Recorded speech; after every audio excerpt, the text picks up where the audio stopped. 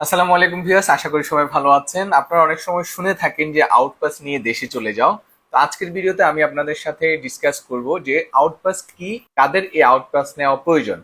তো সাধারণত আউটপাস হচ্ছে যে যারা সংযুক্ত আরব আমিরাতে ভিজিট পারপাস অথবা এখানে রেসিডেন্সি করেছেন, যে কোনো পারপাসে আপনি এখানে বৈধভাবে ছিলেন, পরবর্তীতে আপনার ভিসার মেয়াদ এক্সপায়ার হয়ে গেছে, আপনার ফাইন আসা শুরু হয়েছে কিন্তু আপনি ফাইন পরিশোধ করেননি, অথবা লং টাইম এখানে আপনি স্টে করছেন, আপনার অনেক টাকা ফাইন চলে আসছে, এখন আপনি দেশে যেতে চান, কিন্তু যেহেতু আপনার অনেক টাকা ফাইন চলে এসেছে আপনি সেই টাকা দিতে পারছেন না, সেক্ষেত্রে আপনি এখানকার গভর্নমেন্টের কাছে আপনি স্যালেন্ডার করে আপনি আউটপাস নিয়ে চলে যেতে পারেন।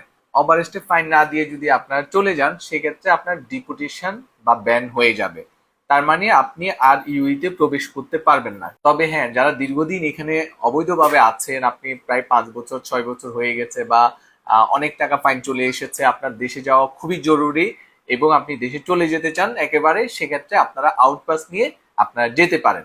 তবে আউটপাস নেওয়ার আগে অবশ্যই আপনাকে মাথায় রাখতে হবে যে আউটপাস নিয়ে চলে যান, সেক্ষেত্রে কিন্তু আর ফেরত আসতে পারবেন না। তো আপনার যারা ভিসা করতে পারছেন না, দীর্ঘদিন ধরে আপনারা এখানে অবৈধভাবে বসবাস করছেন, অথবা আপনি সমস্যা ফেস করছেন, আপনি চলে যেতে চান, সেক্ষেত্রে আপনারা আউটপাস নিয়ে চলে যেতে পারেন।